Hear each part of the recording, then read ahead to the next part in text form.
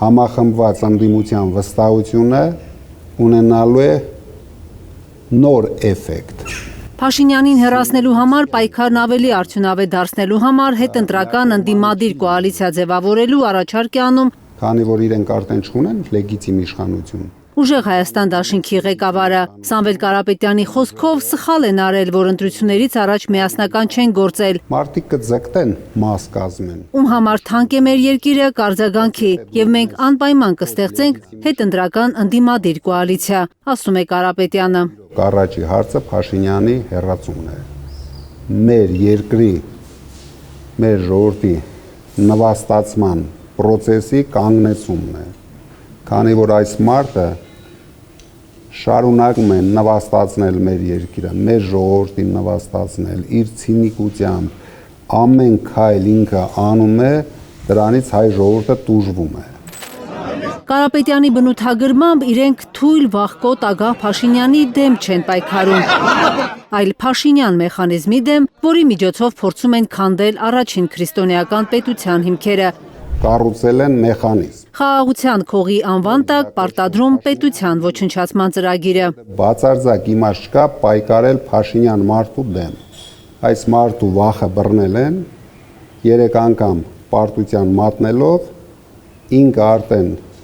անճարի կարգավիճակում վազվզում է տարբեր պետությունների առաջ, իր ծառայությունները մատուցելով իշխանությունը պահելու համար։ Ինչքան կվազվզի եւ ինչքան կընդունեն ու կհավատան, մենք հիմա կտեսնենք։ Երբ ձևավորվի ընդդիմադիր ուժերի կոալիցիան, քննարկումներին հրավիրելու են Հայաստանում հավատարմագրված դեսպաններին, միջազգային կազմակերպությունների ներկայացուցիչներին, տեղեկացնում է Սամվել Կարապետյանը։ Մենք հերթով պետք է ցույց տանք բոլոր կառույցների ապօրինությունները եւ դրանից հետո նորից եմ ասում, արդեն ամբողջական ընդդիմությունով որոշենք մեր հաջորդ ու գլխավոր քայլերը։ Ուժեղ Հայաստան դաշինքի ղեկավարի խոսքով անգամ այն երկրների ներկայացուցիչներին, որոնք շնորհավորական ուղերձներ են հղում Փաշինյանին, պետք է բացատրել, որ այդ քայլերով իրենք նպաստում են Հայաստան պետության քանդմանը։ Մեր խնդիրը ոչ թե Հայաստանի վարչապետի պաշտոնն է, մեր խնդիրը 300,000 նորից եմ ասում, կարող է արդեն մարդիկ հոգնան մեզ լսելով, ադրբեջանցիների թափանցելը Հայաստան կանգնեցնելն է, որովհետև դա ստեղծելու է նոր պատերազմի օջախ։ Մեր խնդիրը առաջի քրիստոնեական երկիրը այս տարածաշրջանում պաշտպանելն է։ Վերցնել թե չվերցնել մանդատները, Սամվել Կարապետյանն ասում է, այդ հարցն էլ ընդդիմադիր ուժերի հնարավոր կոալիցիայում հրապարակային քննարկելու են, մասնակից դարձնելով շարքային քաղաքացուն, բացատրելու, թե որ որոշումն է հանգեցնելու Փաշինյանի ավելի շուտ հեռացման իշխանությունից։ Մենք որպես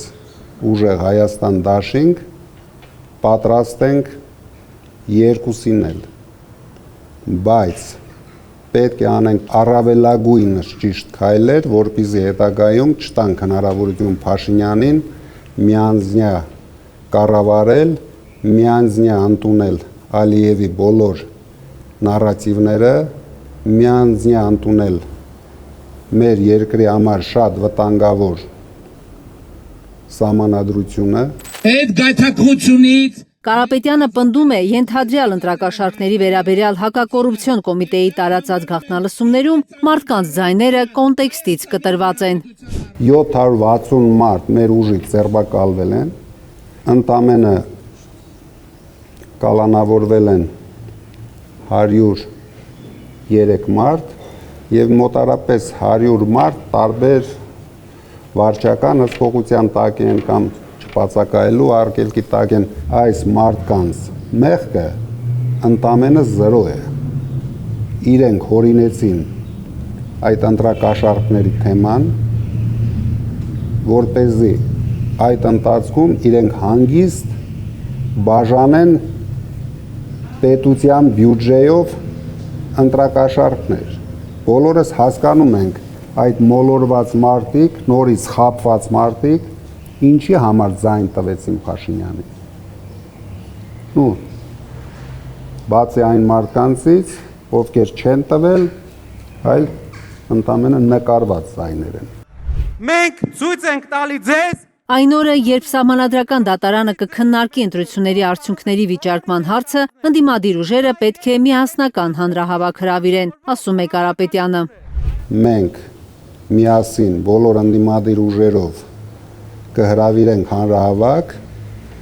որը ես ցանկանում եմ կոչենք ուժեղ եւ վստահելի հանրահավաք, քանի որ միայն այդ դեպքում մենք կկարողանանք ռեալ մեր ժողովրդի աջակցությունը ստանալ այդ հանրահավաքին։ Կանե Մանգասարյան, Գագիկ Տեր-Ղազարյան, Հայլուր։ երգը ֆիլմում